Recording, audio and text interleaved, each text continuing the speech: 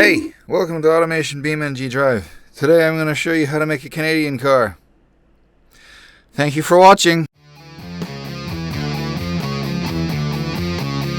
No, but legit, like the last actual domestic Canadian car brand was bought out by an American car company. When was that? Hang on a second. When did this happen? When did we all die? Okay, I mean, we make a bunch of, like, weird military things and heavy-duty machinery, but I mean, like, commuter car bullshit. We haven't had one in a long time. When was the last one we had?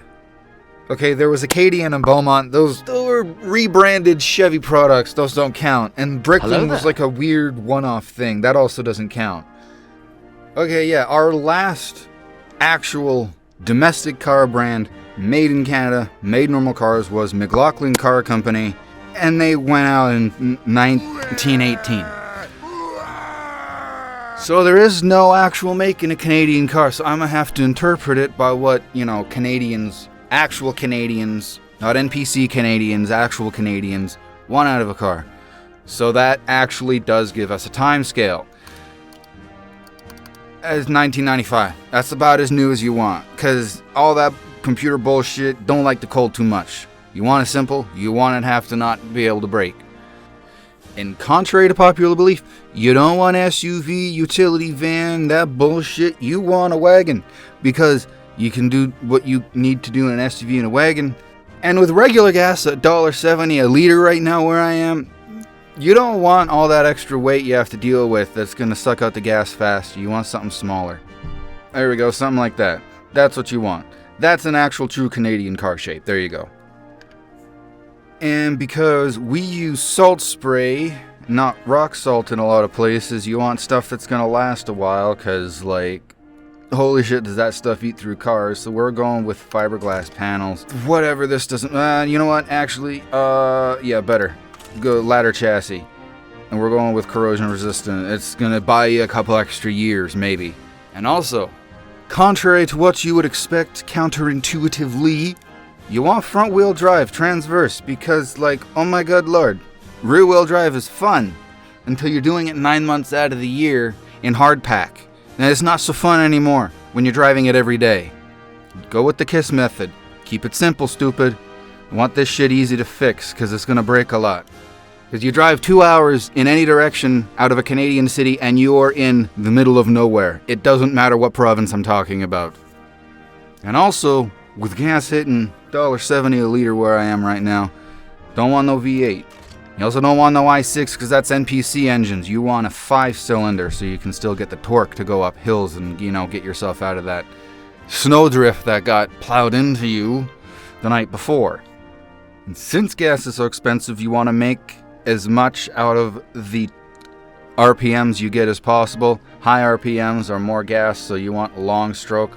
Let's give this a 3-point-something liter inline 5.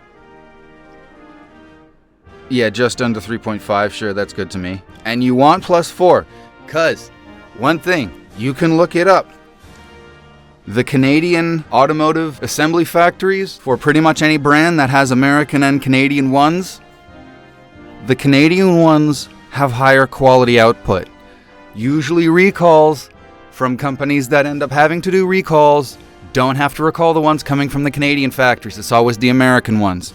So we put high quality shit out even if we don't get to put our own name on it. Also, with regular being $1.70, you don't want to have to go putting premium in your engine. That's like almost $2 a liter, if not over in some places. No, naturally aspirated so you can run regular, because it's bad enough as it is. You do want some tech, because you don't want to be dealing with carburetors at 35 degrees below zero. They're unhappy at the best of times. And that's not the best of times at 35 degrees below zero to anybody. And since you can get away with it because so many places are kind of not super heavily developed, not everyone's checking, so just straight pipe the fucker, no one's looking. I'm gonna fix this, and we're gonna be back to see what I can actually make out of this motor. Hang on a second. Also for this, just because they were the last ones standing at the end, this is the McLaughlin something. I'll think of the actual car name in a minute. Okay, now that the engine's not trying to spin itself to pieces, 255 horsepower and 280 pound-feet of torque is Pretty good. That'll get you out of most places. I feel like finishing this car today and not taking like a week, so I'm not making an interior that is just use your imagination. You should have one still. Figure out what you think this looks like on the inside. With it being Canada, there are some places where you are going to only be able to get satellite radio. So you need a big ass antenna that can find that shit. Those signals are real hard to come by. So you need something that goes all the way up here. And just to 100% drive home, this is Canadian.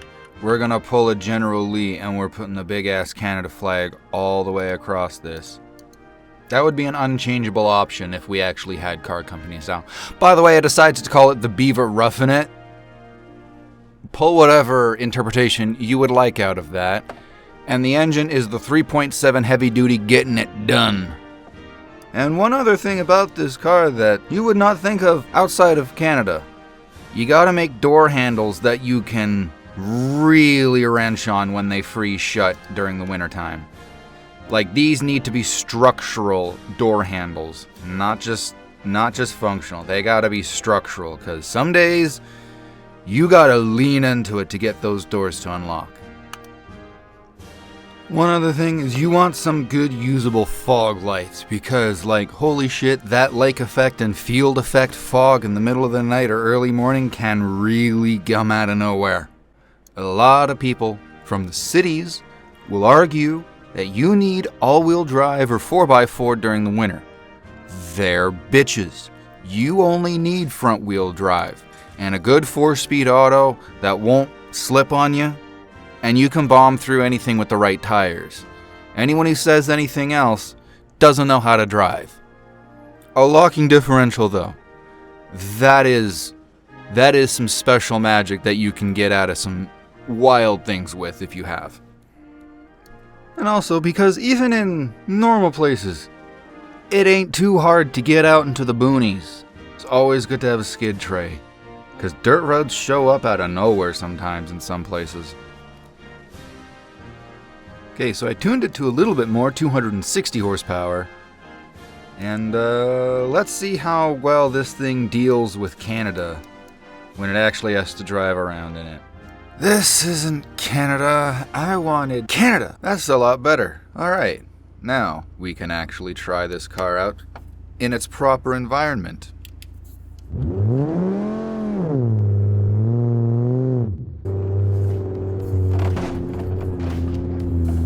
I can't see anything.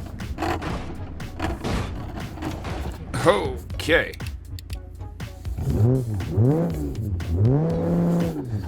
See? Don't need anything but front-wheel drive. All-wheel drive is for babies. This is just a normal hard pack. See if I can find some back roads. There was a back road, but I ain't turning around. Would you want to turn around in the middle of a snowstorm like this? I wouldn't. Come on. There we go. Again, you don't need all-wheel drive. You just need to pay attention and understand how long it takes to stop on this.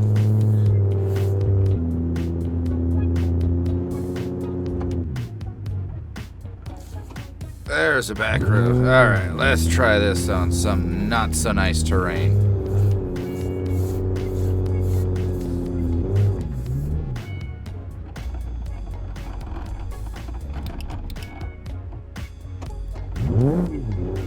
There's a proper testing route.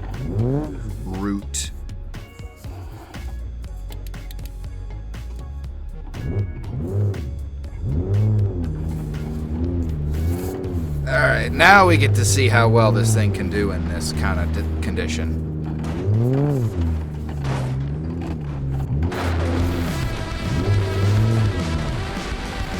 Ah, it's doing great! About what I would expect from a true Canadian vehicle. Come on. Gotta lock the diff. Alright. There we go. high center. Come on, let's get over it. There we go.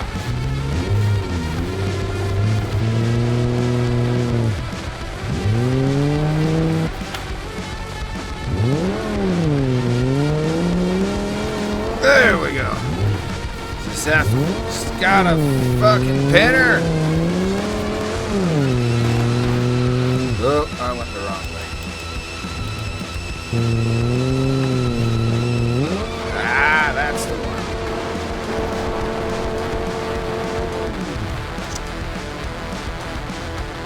Just ignore the magic hands in this situation. You'd have a winch. So I'm just going to say that this is where I got the winch out.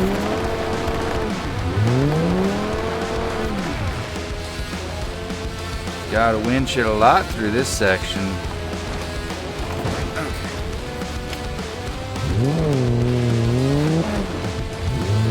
Okay. We're good. We're good.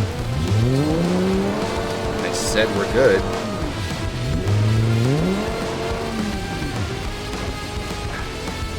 You know, this might not be the kind of trail I should be taking a station wagon down, but I've committed this far. I'm going the rest of the way.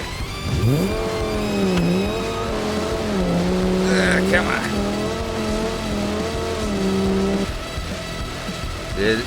If this was real life, I would actually have a winch attached to this car. So this is not cheating, it's making it more realistic.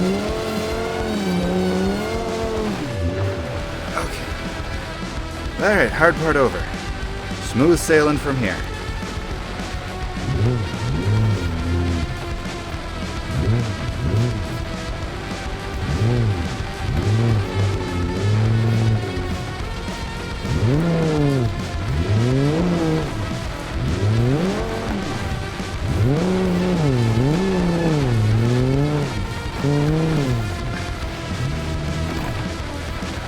Caddy on 6th Avenue.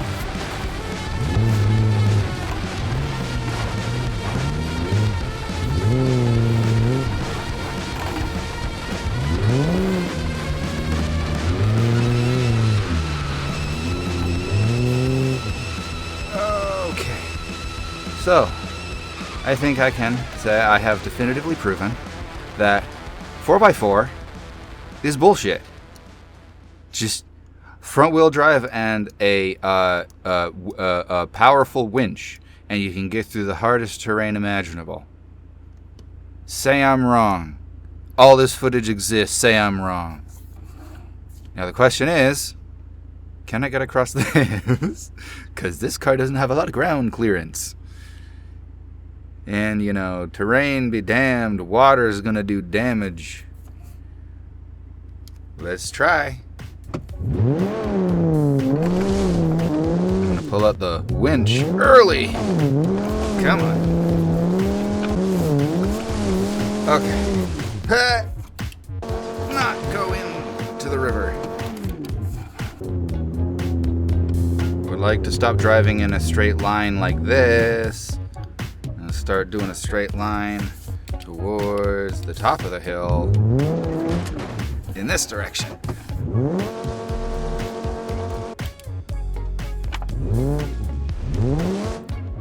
Okay. Alright, at some point, maybe you do need 4x4. But you know what? Hang on a minute. I think I might have just got myself at a disadvantage. Bring myself to where I need to go. Let's try this one more time. Let's keep it in quote-unquote low range. Why is it flipping me around? Winch onto the tree up there. It's not cheating. This is reality. Okay. Just got to get up the hill.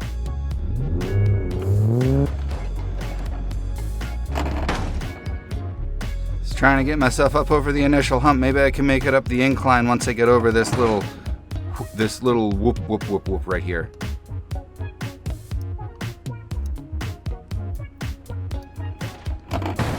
Okay. Now I'm up over that. Now let me get to the top of the hill.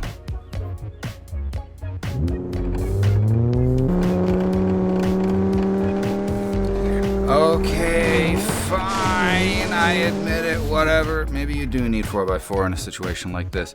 But hey, all that other stuff, until it depended on gravity, I got this thing through there. You can't say I didn't. Ultimate Canadian vehicle. See you next time. Subscribe.